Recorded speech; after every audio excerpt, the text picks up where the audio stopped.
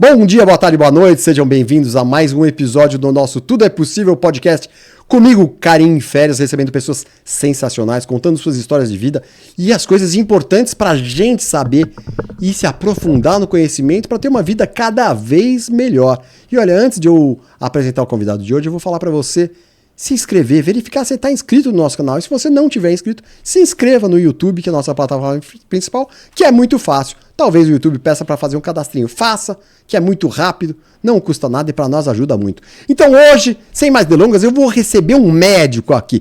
Vou receber o Dr. Luiz Cury, que é formado na Faculdade de Medicina do ABC em 1986. Fez residência médica em cirurgia geral 87 e 88, residência médica em urologia 89 e 90, membro da Sociedade Brasileira de Urologia, Sociedade Americana de Urologia e apto a realizar cirurgias convencionais, videolaparoscópicas e robóticas em todos os melhores hospitais do Brasil, quiçá em alguns do mundo. Bom, sem mais delongas, vamos recebê-lo. Luiz Cury, doutor Luiz Cury, seja bem-vindo, muito obrigado pela sua disponibilidade. Eu que agradeço, Karim, obrigado pelo convite, obrigado pela oportunidade de falarmos um assunto tão importante para a saúde masculina, para a saúde do homem e atual. Estamos em novembro de 2025, para relatar e ressaltar a importância da profilaxia e da prevenção do câncer de próstata e das doenças prostáticas em nós homens após os 50 anos de idade. Exatamente, e eu, novembro azul, eu estou aqui inteiro de azul.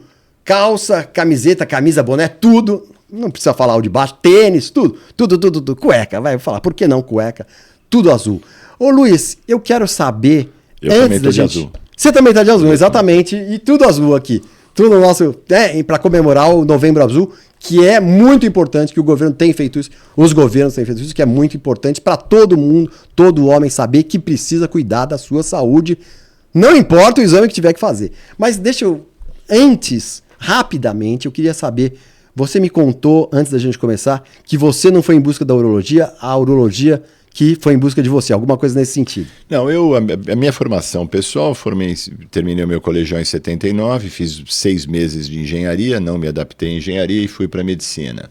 6 anos de faculdade, 2 anos de residência em cirurgia geral, 2 anos de urologia.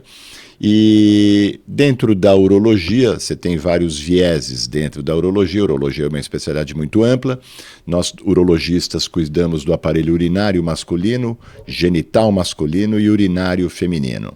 E dentro da urologia, ao longo desses 39 anos de exercício profissional, praticamente a profissão me levou para cuidados da próstata. E hoje praticamente 80% a 90% do meu atendimento em consultório e cirurgias são cirurgias prostáticas. Mas por que você comentou comigo? Eu não fui em busca da urologia, é ela que me encontrou. Você comentou alguma coisa... Não da urologia em si, do tratamento de próstata. A urologia eu que procurei. Eu que procurei fazer a especialidade. Mas dentro da urologia, praticamente o exercício profissional voltado em quase 90% em doenças prostáticas, quase que exclusivamente próstata hoje, isso aconteceu quase que espontaneamente e naturalmente dentro da profissão. Foi indo porque foi aumentando o número de casos? É isso que aconteceu. O número de casos foi aumentando e dentro da urologia praticamente é só próstata hoje que eu cuido. Faço tudo, faço urologia geral, mas espontâneo e naturalmente o curso profissional me levou para esse campo. Entendi. Vamos falar uma curiosidade. Você atende homem e mulher. Sim. Quando a gente fala em urologia... Não, muita gente acha que urologista é médico de homem. Esse é um conceito totalmente errado.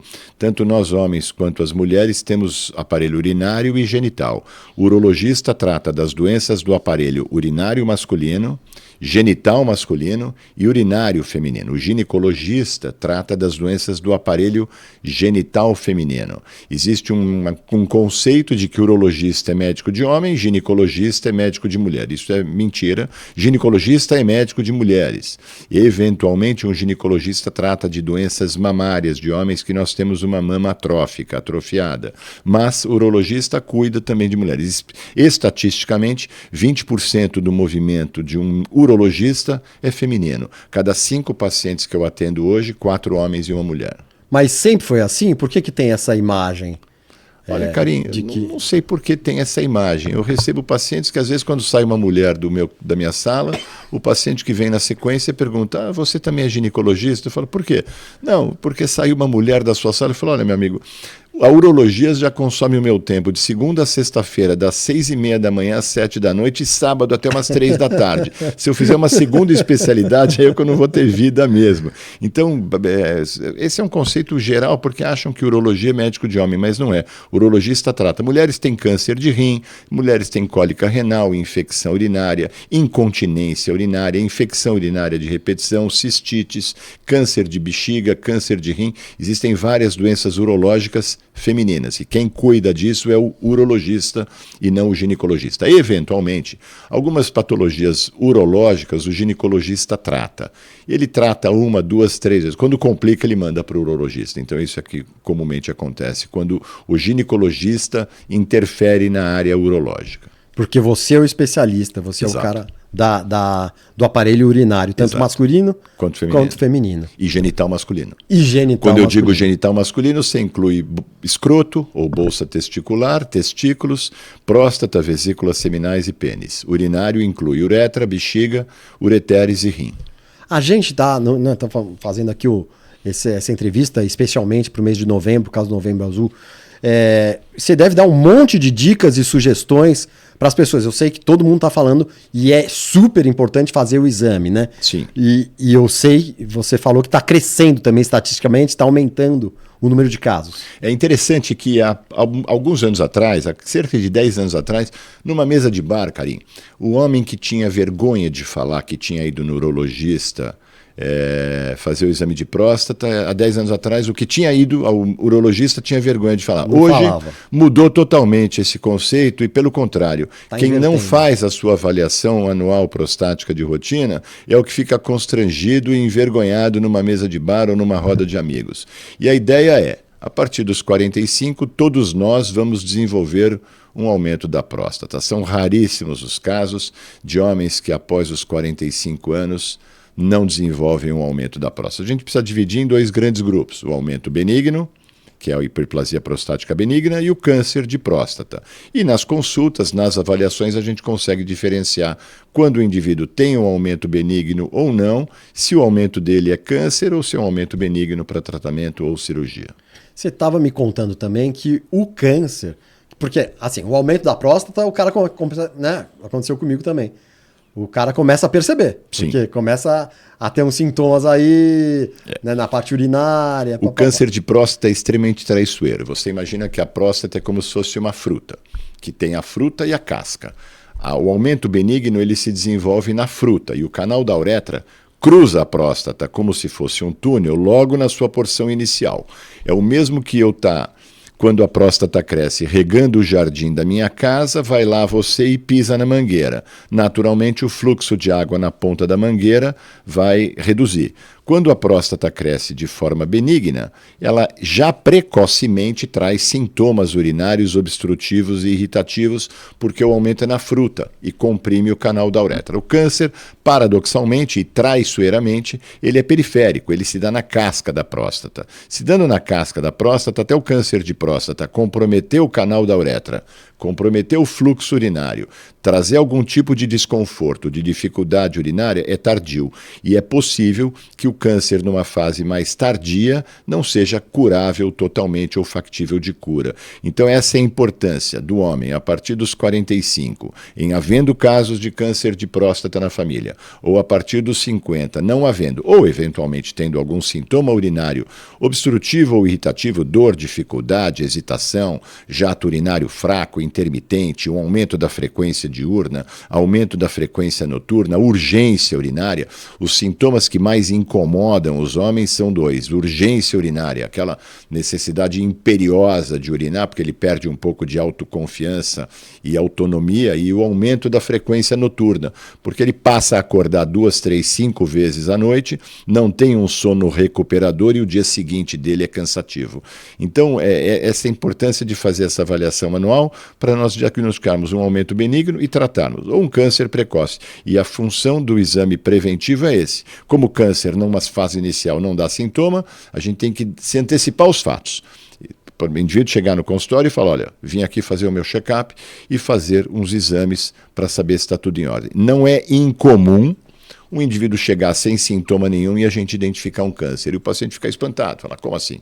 Eu não sinto nada, não tenho nada e deu câncer na minha próstata? Sim, isso não é incomum de acontecer. Deixa eu frisar isso assim. Quer dizer que o câncer não dá sintoma nenhum. Numa fase inicial, não necessariamente. Isso não só do câncer de próstata, cara, em vários tumores. Você pegar, por exemplo, um tumor de pulmão, um tumor de intestino, um tumor gástrico, um tumor ósseo, numa fase inicial, os cânceres não podem não dar sintomas. Pegar um câncer de pele, que é visível a olho nu, é bem possível que numa fase inicial a gente já consiga identificar se for numa região visível do corpo de fácil diagnóstico. Mas pegar a maioria dos cânceres numa fase inicial, você não tem sintoma nenhum. Então, ou seja, a importância de fazer o exame preventivo é essa, né? Quer dizer, a partir dos 45. 45 em havendo casos na família, em não havendo casos na família a partir dos 50. Quando você tem um caso de câncer de próstata na família, a chance de ter câncer é 25% maior que a população geral. Não é 25 vezes, 25%. Você tendo 2 casos de câncer de próstata na família, um pai, um irmão, um avô, até a linhagem de avô, até a segunda geração, a sua chance de ter câncer é 50% maior que a população geral. Caramba. Como eu enfatizo, 50%, não 50 vezes. Tendo 3 casos na família, a sua chance de ter câncer é 100% maior que a população geral. É mesmo? Hoje no Brasil você tem, em média, 70 mil novos casos por ano de câncer de próstata e quase 17 mil mortes por ano de câncer de próstata, que são indivíduos que possivelmente, que se tivessem feito um diagnóstico precoce, não teriam evoluído para esse fim de óbito em função do câncer de próstata. Quer dizer, se tivessem feito esse check-up que a gente fala de 45 ou 50 anos... Teria feito um diagnóstico precoce, tratado precocemente e não teria morrido de câncer devido ao câncer de próstata. Eu vejo que você também foi membro da equipe de tratamento de cálculos urinários do setor de litotripsia. Sim. Do Sírio-Libanês. Você quer saber o que é isso? Quero, claro. Exato. Todo mundo perguntou isso? Litotripsia corpórea, a gente chama isso de LECO, é um tratamento onde a gente faz o tratamento de cálculos urinários por via extracorpórea, ou seja, com uma sedação, eu localizo um cálculo urinário, as famosas pedras nos rins, no uretero, na bexiga, e por via externa, por um equipamento que alguns hospitais têm, a gente faz um bombardeamento através de ondas de choque e fragmentamos o cálculo dentro do indivíduo para, ao invés de ele soltar a pedra inteira, eliminar o cálculo inteiro, que provavelmente daria dor, ele elimina o cálculo fragmentado, em pó, diminuindo e minimizando o risco de cólica na eliminação desse cálculo. Entendi. Então é a área renal. É quebrar a pedra dentro do corpo sem cirurgia. Que maravilha. É a área renal. Quem cuida disso é o urologista. Você também, eu sei que é um cara que se manteve atualizado. Você hoje fez curso de robótica e foi um dos primeiros médicos do Brasil, se eu não estou enganado, Sim. a fazer esse curso de robótica nos Estados Unidos, com investimento relativamente alto, e foi um dos primeiros médicos a começar a fazer cirurgia de próstata por robótica. Sim. É isso? Sim. Me conta um pouco disso. A robótica tem um início já há mais ou menos 15 anos. Começou nos Estados Unidos através do desenvolvimento do robô Da Vinci, que na cidade de Sunnyvale, na Califórnia, né? O Brasil importou alguns robôs desses, os primeiros foram aqui em São Paulo. Hoje praticamente todos os hospitais de São Paulo têm o robô. E no exercício da medicina você passa por várias fases, né? Há 39 anos atrás as cirurgias eram só cirurgias convencionais. Aí veio o advento da luz fria, a luz começou a possibilidade da luz fazer curva, e a gente começou a fazer cirurgias por vídeo, por endoscopia, depois a videolaparoscopia, e mais recentemente, de 12, 13 anos para cá, desde 2012, a cirurgia robótica, que é uma cirurgia minimamente invasiva, que proporciona ao paciente menores riscos intraoperatórios e menores sequelas pós-operatórias. Genial. Você não se vê fazendo outra coisa, claro, você faz isso há quase 40 anos. Sim. O que você sugere para quem estiver começando e quiser entrar na área? Estudar e trabalhar. Não tem como. A medicina hoje, as coisas estão muito dinâmicas. Eu não acho que só na medicina, mas em todas as áreas. Eu acho que hoje, se você não se mantiver em update e atualizado, em 5 anos o mercado te exclui. Na medicina está igual. Ou até em menos tempo. Com o uso da inteligência artificial, eu acho que em menos tempo ainda, se você não se mantiver atualizado, em menos de 5 anos o mercado te exclui. agora com a inteligência artificial, né? Sim. Isso em todas as áreas está acontecendo isso, né? Algumas áreas dentro da medicina vão ser muito mais impactadas, mas a radiologia, por exemplo, será uma especialidade extremamente impactada com a inteligência artificial, dermatologia, algumas áreas mais impactadas pela inteligência artificial, mas eu acho que se a gente não se mantiver atualizado em todas as áreas, não só na medicina, eu gosto de estudar, gosto de trabalhar e sempre me mantive atualizado entre as novas tecnologias que a medicina nos traz. E eu acho que isso é fundamental para as novas gerações. Você pode, eu vou fazer um desafio aqui para você.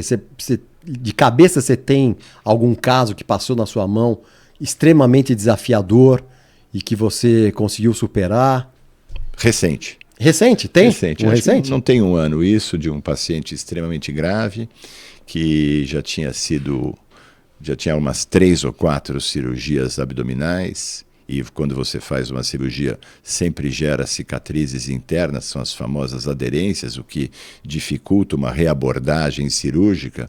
E um paciente que tinha algumas sequelas cardíacas com endoprótese de aorta e alguns problemas cardíacos importantes, já tinha feito aneurisma de aorta, com endoprótese de aorta, a endoprótese perfurou, colocou uma endoprótese dentro da endoprótese e esse indivíduo fez um câncer de próstata. Com que idade? E caiu comigo, 60 anos de idade, e caiu comigo. E a gente não pode recusar paciente, né? Eu nunca falei não para um paciente. Nunca falou Nunca não? falei não para um paciente. Na verdade, eu falei não para 2 pacientes na vida, que os pacientes na consulta disseram para mim que tinham a sensação que iam morrer durante a cirurgia. Eu falei, olha, ou a gente rema para o mesmo lado ou não. Se você vai morrer com outro colega. Eu nunca perdi um doente na mesa, não vai ser você que vai ser o primeiro que eu vou perder. Falei não para 2. E esse foi um caso extremamente... Os 2 tinham falado exatamente a mesma coisa? Tinham falado, em épocas diferentes, né, cara? Sim, os 2 falaram. Eu ouvi isso 2 vezes em 39 anos. Eu tô com a sensação de que eu vou morrer. Estou com a sensação que eu vou morrer na cirurgia. Foi isso mesmo. Eu falei, então você vai morrer com outro médico. Foram as 2 únicas vezes que eu recusei. Quais foram as reações deles? Desculpa sair da história principal. A reação dele foi de falar, não, mas não vai acontecer, é só uma sensação. Eu falei, olha, eu não quero... Não vai acontecer comigo, eu nunca perdi um doente na mesa, na vida, em 39 anos, porque quando você faz uma cirurgia, você tem toda uma avaliação prévia, a não ser uma emergência que você tem que operar hoje à noite ou daqui 2 horas, mas uma cirurgia eletiva, programada, você faz uma avaliação clínica pré-operatória com exames laboratoriais, passa no cardiologista, ou seja, você conhece os riscos prévios a que vai ser exposto e você toma providências para evitar isso, né? E aí eu recusei esses 2 pacientes, mas voltando àquele caso desafiador, foi um caso extremamente desafiador e graças a Deus deu tudo certo. O paciente está super bem hoje, está vivo até hoje. Quer dizer que, mas aí você se hesitou, porque aí quando você pega o quadro do cara, né? Como é que foi que você ficou sabendo disso tudo? Carinho, como foi? A gente vai ganhando experiência, a gente vai ganhando mais coragem, né? E não é uma hesitação, claro, uma certa expectativa de um grau maior de dificuldade no procedimento, na cirurgia, mas a gente acaba com a experiência, com o jogo de cintura, superando todas essas dificuldades. E claro, tratam com uma equipe especializada também, assistentes e colegas de trabalho que também têm vasta experiência e conseguem nos ajudar na solução dos problemas, nas soluções dos problemas intraoperatórios. Esse foi o mais desafiador em todos os seus anos? Eu acho que sim, porque existia um risco clínico cardiológico importante intraoperatório. Então, houve um outro caso de um paciente também, isso já tem uns 4 anos mais ou menos, também uma cirurgia de próstata robótica, que ele também tinha umas 8 cirurgias abdominais prévias e uma tela enorme de uma hérnia incisional que ele tinha, e várias cirurgias abdominais com muita aderência. Isso também deu bastante trabalho. Essas cirurgias abdominais que você fala, o que é? É redução bariátrica? Às vezes são tumores de intestino, cirurgia de estômago, cirurgia de vesícula, correção de hérnia de parede abdominal, hérnia umbilical, doença diverticular. A doença diverticular, quando inflama, dando a famosa diverticulite, provoca uma série de aderências internas dentro do intestino, do intestino na parede abdominal. Então você tem que superar essas dificuldades intraoperatórias para chegar no órgão-alvo. Tem muita coisa que eu queria abordar aqui com você e eu estou pondo aqui na minha cabeça. Porque, por exemplo, você falou várias doenças, várias coisas, né? Diverticulite. Né? A alimentação é é muito impactante para esses casos gerais aí que você está falando? Especificamente para câncer de próstata, não existe um alimentação que interfira no câncer de próstata. Existem alguns estudos que dizem, ou que ainda estão em andamento, em avaliação, onde o selênio e o licopeno talvez diminuam o nosso risco de um câncer de próstata. Isso ainda está em investigação e estudo. O que me perguntam, tem algum alimento que eu estou proibido? Não, é claro que uma alimentação gordurosa aumenta o risco de câncer intestinal, um fumo aumenta o risco de câncer de bexiga, são raros os casos de câncer de bexiga em não fumantes, e o fumo também aumenta a incidência de câncer na próstata. Mas voltando ao selênio e ao licopeno, são duas substâncias que a gente consegue encontrar de forma simples, fácil e barata na alimentação. Legumes. Não. Onde a gente encontra o selênio, na castanha do Pará, e o licopeno, no tomate. Então, quando me perguntam o que eu posso fazer, do ponto de vista de alimentação, para minimizar o meu risco, não evitar, eu não estou dizendo evitar, estou dizendo minimizar o meu risco de um câncer de próstata. Um tomate e uma castanha do Pará todo dia. Eu, pessoalmente, faço isso. Se daqui 5 anos... 10 anos, ficar provado que nem o selênio, nem o licopeno adiantaram em absolutamente nada na prevenção do câncer, o que eu perdi? Que mal nada. Você fez? Comeu tomate e castanha do Pará por 5 anos. O problema da castanha do Pará é que você compra a castanha do Pará e deixa lá num pote, num tupperware, num pote qualquer em casa. E você vai lá, vou comer uma castanha do Pará por dia. Come 10. Você come 10, você enche a mão e vira aperitivo. Qual a solução que eu encontrei para a castanha do Pará não virar aperitivo? E todo mundo pegava, esposa pegava, filhos pegavam. Quando viu uma castanha do Pará, que você compra 1 quilo de castanha para comer uma por dia, porque ela é gordurosa também, né? Durava uma semana um pote de 1 quilo de castanha do Pará que você compra em feira ou mercado. O que eu fiz? Peguei uma etiqueta de computador e escrevi remédio. E coloquei no pote. Pronto, acabou o problema. Ninguém pega muito. Ninguém pega mais. Porque aí você vê lá, e vê que a castanha do Pará não é aperitivo, é remédios, vai lá, pega uma e pronto. Muito bom. E aquela questão de urinar para o homem, especialmente urinar sentado e de pé, tem reflexos, tem indicações? Olha, nós temos uma grande vantagem sobre as mulheres, e até a possibilidade de urinar em pé. A uretra funciona como uma rampa de lançamento para a urina. Quando você urina sentado, você mantém o esfíncter, que é um músculo que mantém a nossa continência. Quando eu vou urinar, o meu cérebro dá a seguinte ordem: contrai a bexiga e relaxa o canal, e relaxa o esfíncter. O esfíncter é um músculo que nós temos que faz com que eu não esteja urinando nas calças agora. Quando o esfíncter dá danificado, a gente passa a ter a incontinência urinária. É o esfíncter, então, o grande... Esfíncter uretral. Com relação à incontinência. É o responsável pela continência. Quando o esfíncter falha, ficamos incontinentes. Quando eu vou urinar, o meu cérebro dá a seguinte ordem: a bexiga contrai e o esfíncter relaxa. Quando eu quero parar de urinar, o esfíncter contrai, a bexiga relaxa. Fica nesse movimento sincrônico e muito bem feito pelo cérebro. Urinar sentado, quando eu sento e relaxo o períneo e a pelve, o esfíncter fica aberto o tempo todo, porque eu estou relaxado. Durante 24 horas por dia, os meus rins ficam pingando xixi pelo canal do ureter na bexiga. O exemplo que eu dou, você lembra daqueles filtros de água antigo que tinham nas casas, de barro? Lembro. Que tinha aquela Duas vela, peças. Que tinha aquela vela, torneirinha. Lembro. Aquilo lá não ficava pingando água o dia inteiro e você ouvindo aquele barulhinho, plic, plic, plic. Nosso ureter é igual. Agora eu estou fabricando urina, você está fabricando urina, quem nos ouve está fabricando urina, eu estou enchendo a bexiga continuamente. Quanto mais hidratado, mais rápida o enchimento da bexiga. Quanto mais desidratado, mais lento, é natural. Então o tempo inteiro eu estou fabricando urina. Se eu estou urinando sentado, eu fico sentado meia hora na privada, o que é desaconselhável, você fica com esse esfíncter relaxado o tempo inteiro e vai ficar pingando urina o tempo inteiro. Quando eu estou em pé, até pelo fato de estar ereto, eu tenho que manter o tônus da musculatura. Quando eu dou a ordem de parar de urinar, automaticamente o meu cérebro manda a ordem para o esfíncter fechar e a bexiga relaxar. E esse pinga-pinga para. Eu, pessoalmente, desaconselho. Até para nós que temos essa vantagem em relação às mulheres de podermos urinar em pé, melhorando até as nossas condições de qualidade higiênica, de não ter que ir em banheiro público sentar, acho muito mais saudável urinar em pé do que urinar sentado. E você falou outro assunto, hidratação.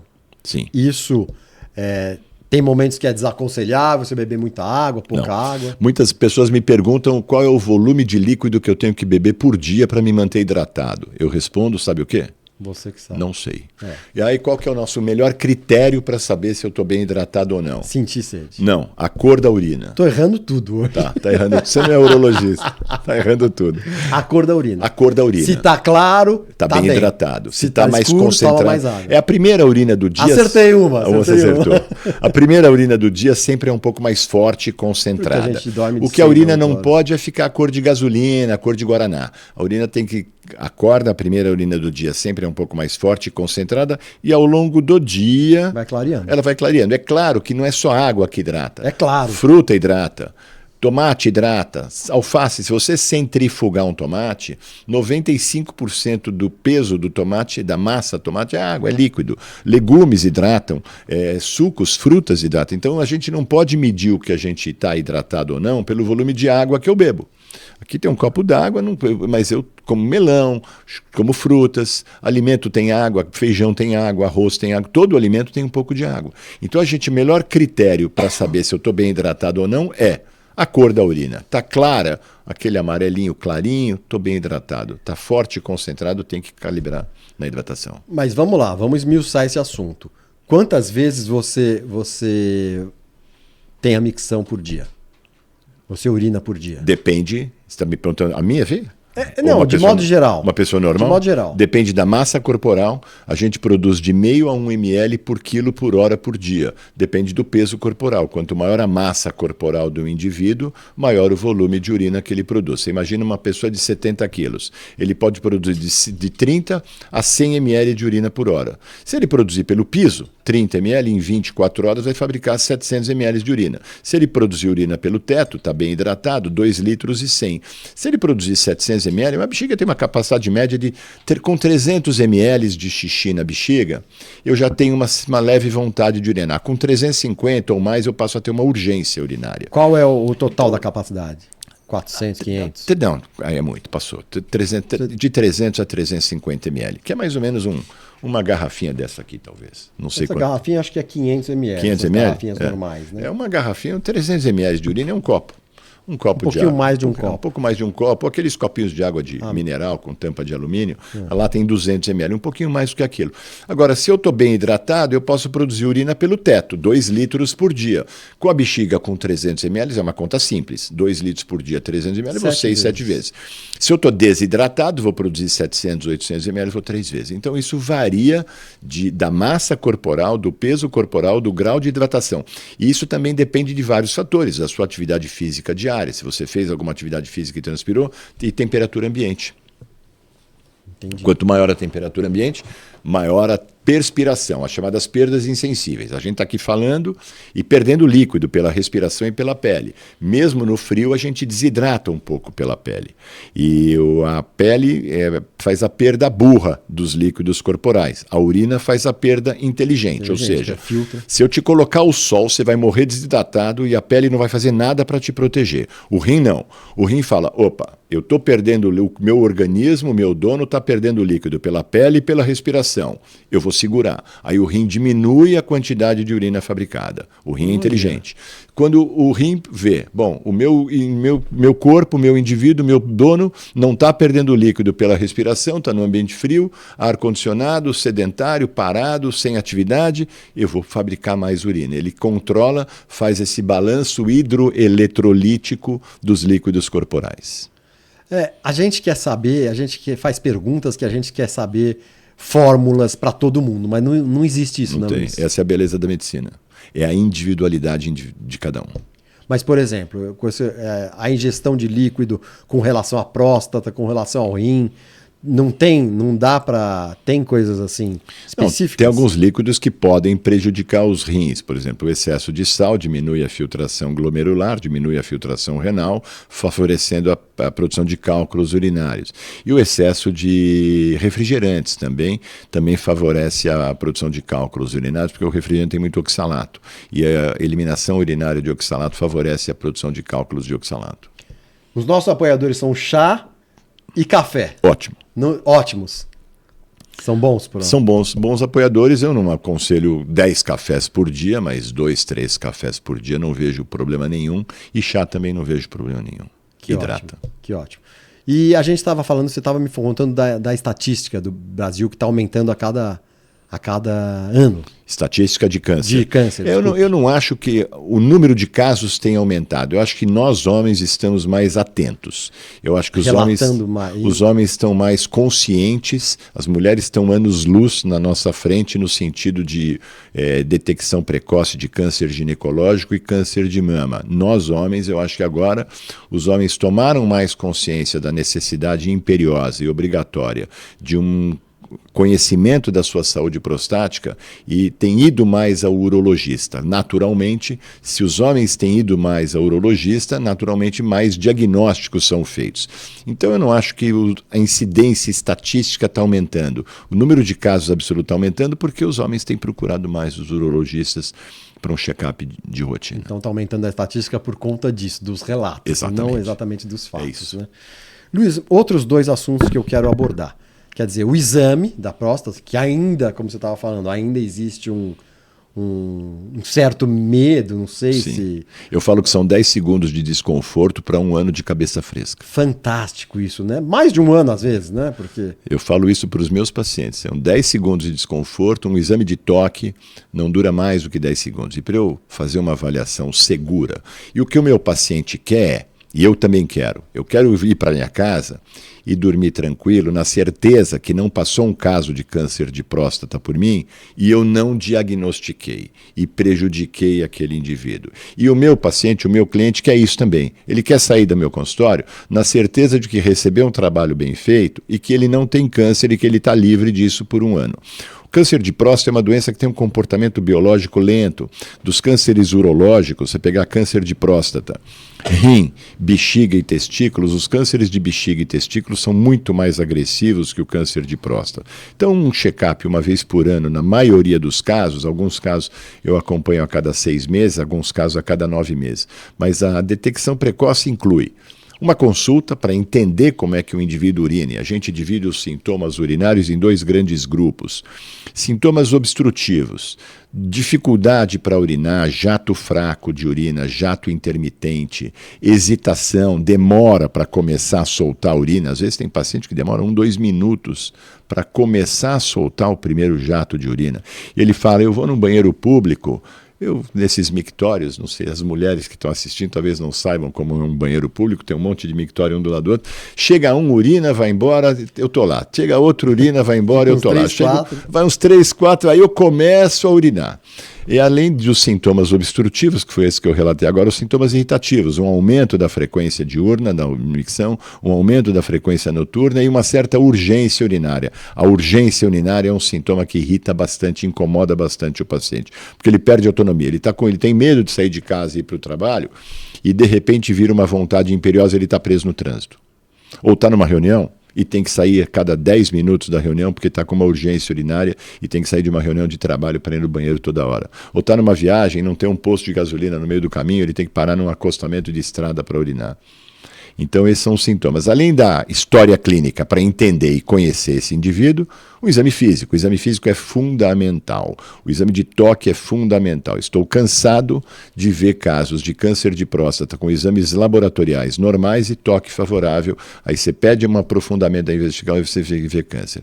Muitos pacientes, hoje mais raro, os pacientes se recusavam, não quero fazer toque, mas o toque é fundamental. E complementar com exames de ultrassom e o exame de sangue, o exame da avaliação laboratorial. Eu digo que essa avaliação, consulta, exame físico e exames complementares não são exames excludentes, eles são exames complementares. Perfeito. Um não exclui o outro e o outro não exclui um, eles se completam.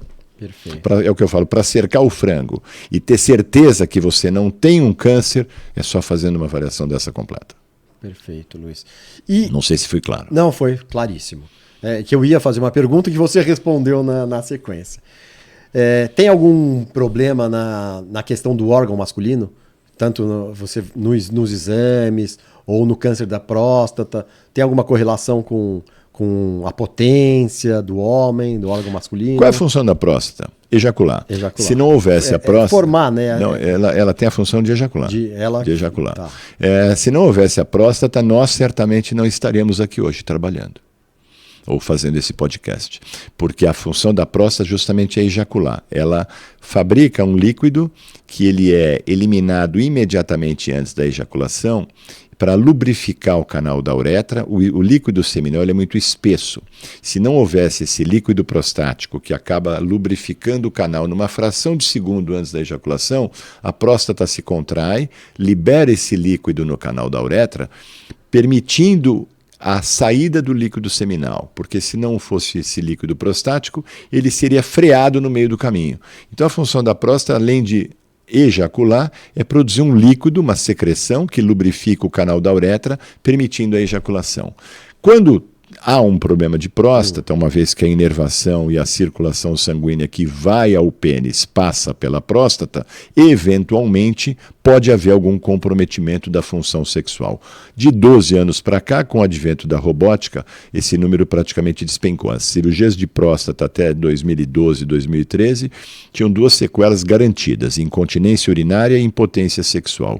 Hoje são raros os casos de impotência sexual e incontinência urinária pós-cirurgia de próstata por câncer. Naquela época era que porcentagem? Quase 100%. É mesmo? Antes da robótica? Quase 100%. É mesmo? E a gente não podia garantir. O paciente perguntava, eu vou ficar potente, continente? Não dá para ter certeza. A impotência era praticamente certa e a incontinência era estatisticamente altíssima. Hoje, a incontinência urinária caiu a 0 e a impotência sexual, quando ocorre, principalmente em próstatas maiores, próstatas acima de 80, 90, 100 gramas, o peso normal de uma próstata é 20 gramas, de 20 a 25. Quando opera uma próstata com 80, 90 gramas, pode ser que haja no pós-operatório uma leve impotência sexual, uma disfunção erétil. Nada que não se resolva com os medicamentos novos que existem por aí, tipo sildenafila ou tadalafila.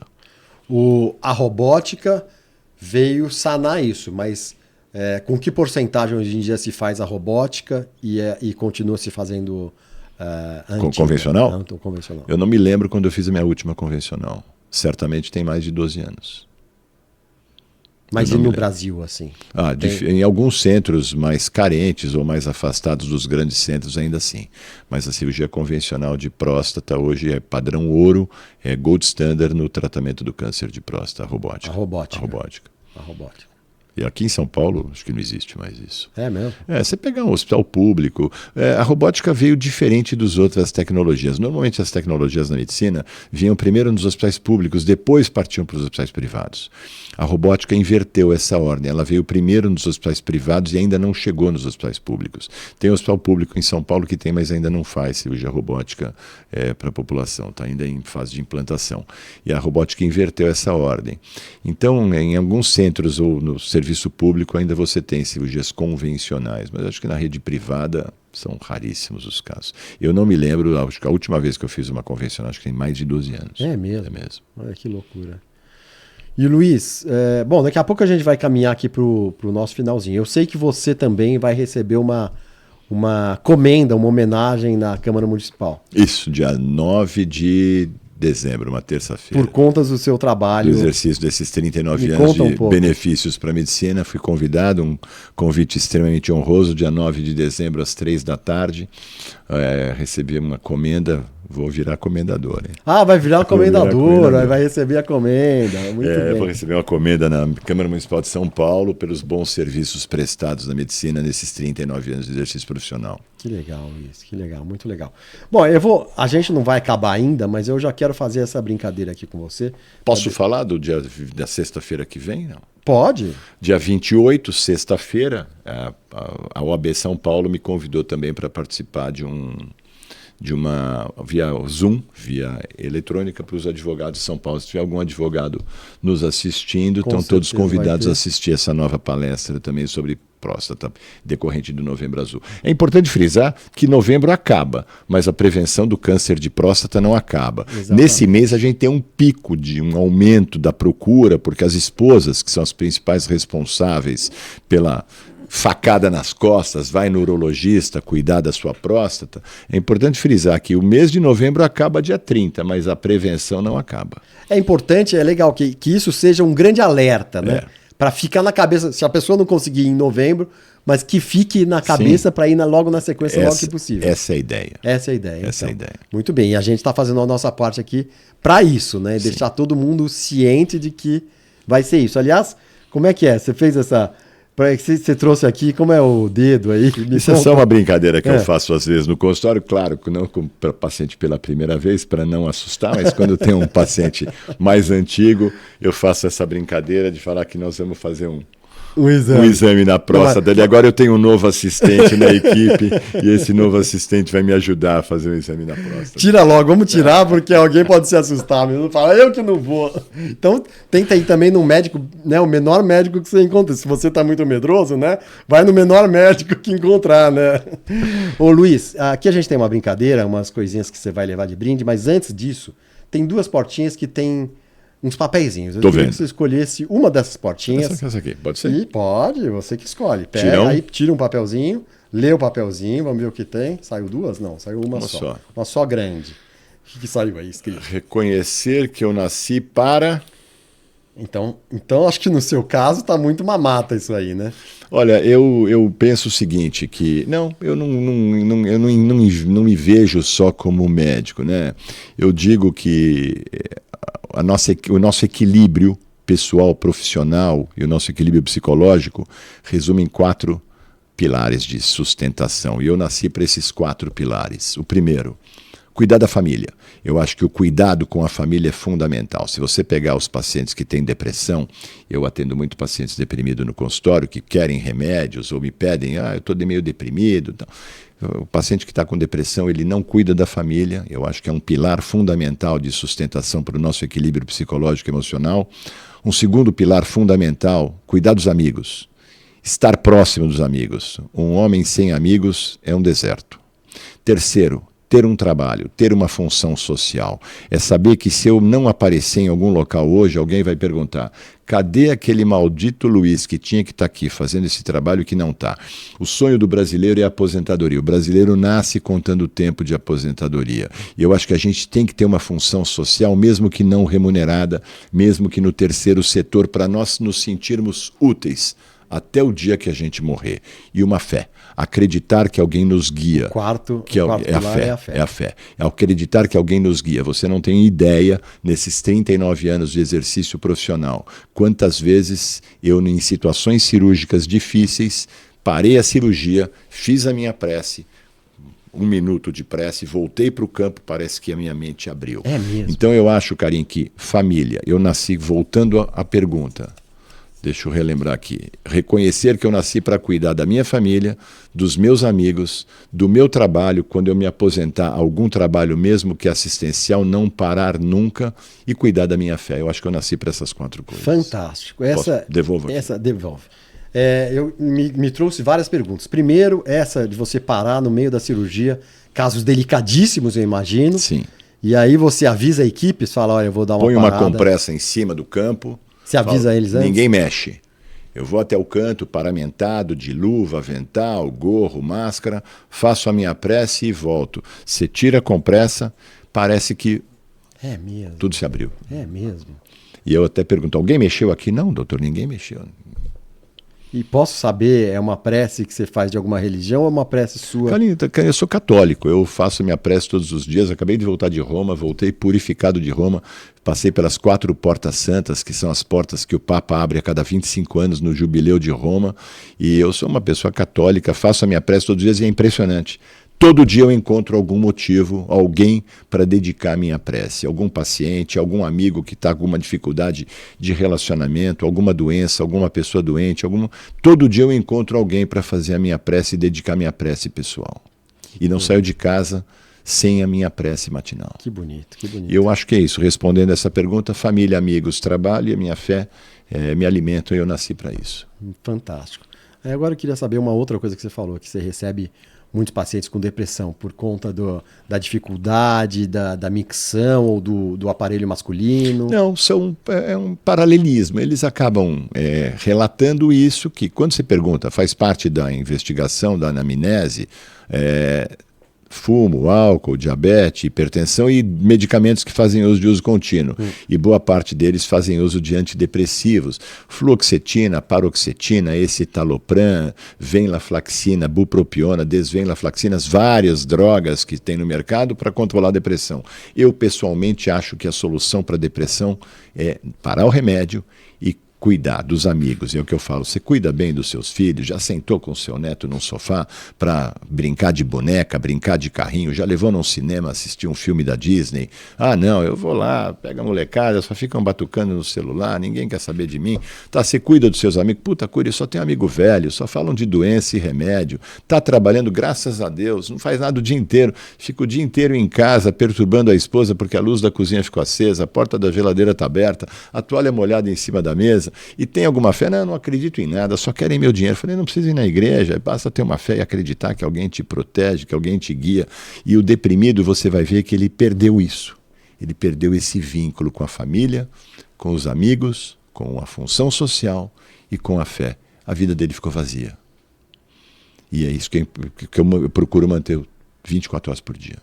Caramba. A maioria deles relata, você acabou chegando nisso pelos relatos estatísticos. Karim, é impressionante. Eu digo que na medicina e no amor não existe o nunca e o sempre.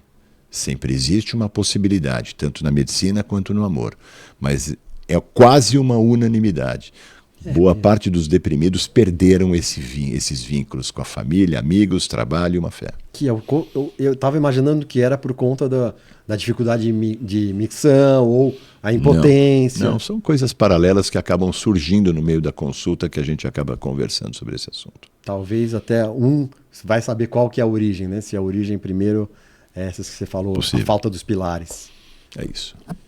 Luiz, a gente está acabando aqui. Você concorda comigo? Não? Eu achei fantástico. Vou te devolver a pergunta. Eu achei fantástico. Não é nem que eu concordo. Concordo e vou tentar aplicar a partir de hoje mesmo, saindo aqui do estúdio. É interessante eu até tento aplicar isso. Mas não de uma forma tão objetiva assim. Agora eu vou ter isso aí como um parâmetro. Acho que tem que ser disciplinado nesse assunto. Pois é. Eu não penso em me aposentar, eu quero morrer no consultório. O meu sonho é morrer no consultório aos 95 anos trabalhando. Aí é que eu não vou ver essa cena porque eu vou ter morrido já, né? Mas eu morrer no consultório trabalhando, eu caí em cima do meu teclado e saiu o paciente correndo dizendo socorro, socorro, socorro, o velhinho morreu.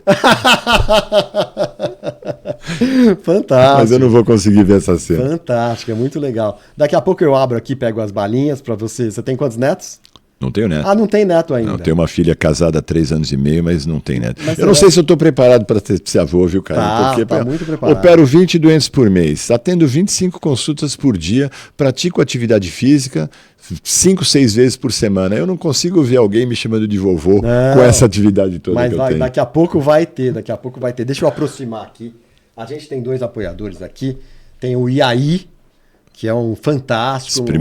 Experimentei e adorei. Você já experimentou, então? Pois é. Experimentei agora, antes de entrar aqui. Ah, é? Muito bom. Bom, 0% açúcar, 0 calorias. Esse aqui é o sabor laranja com gengibre. Ele tem vários sabores. Jabuticaba, sabores diferentes aí que tá pegando o mercado. Então você vai levar e também vai levar um café. Gosta de café também? Adoro café. Adora café? Então você vai levar um café especial.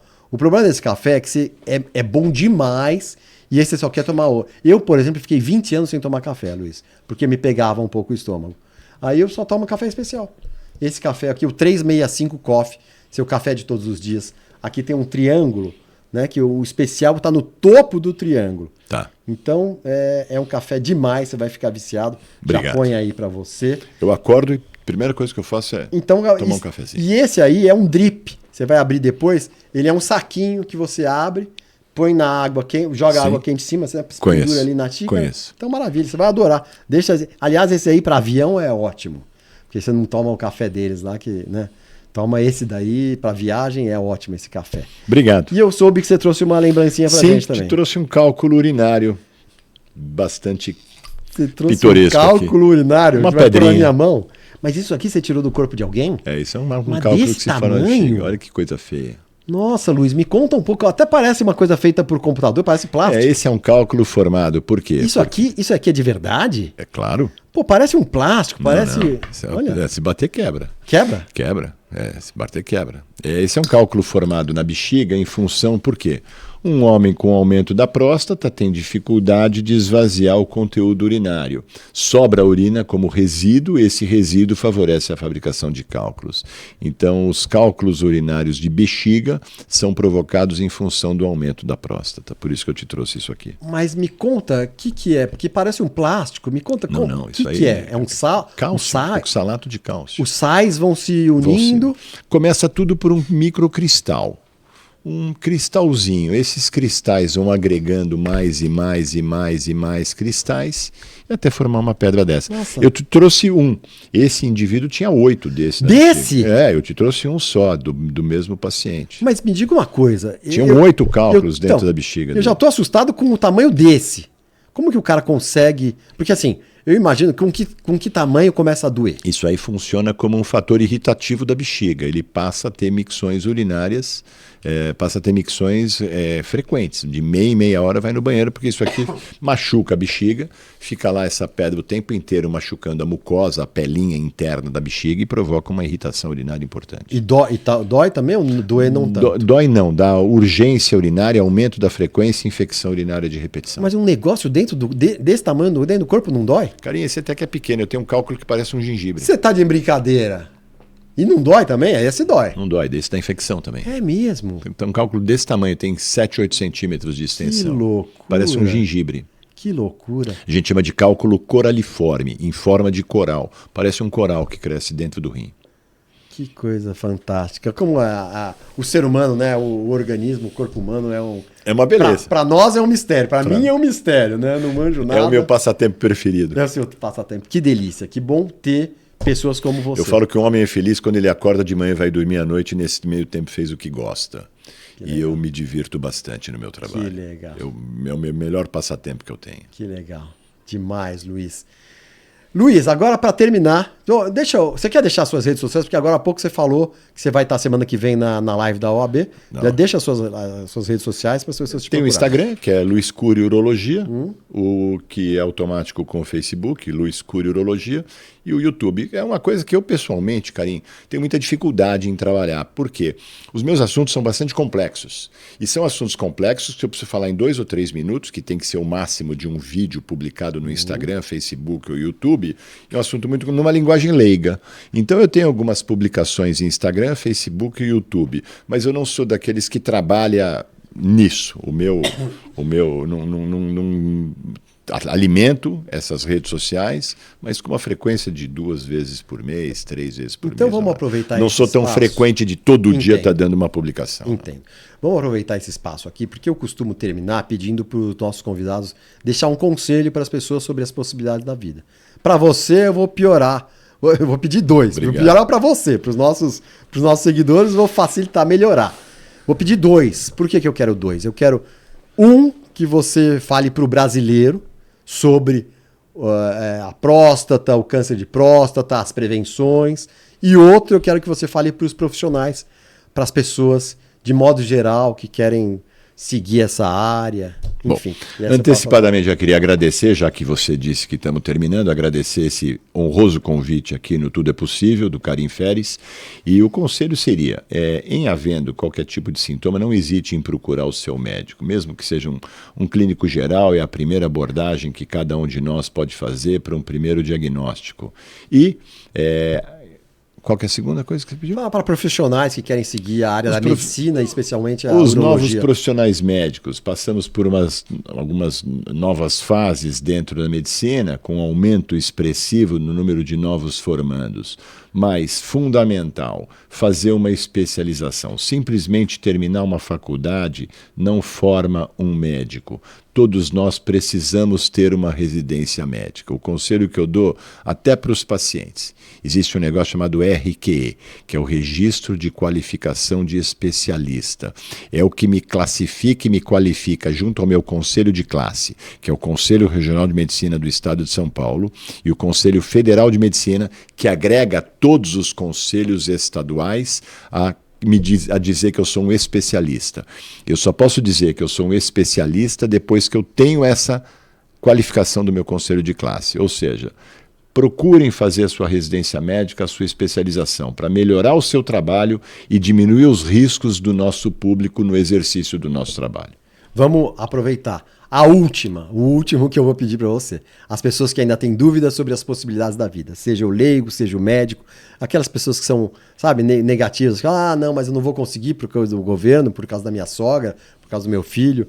Queria que você desse um recado para essas pessoas. Eu sei que você é sucinto. Se resiste, insiste.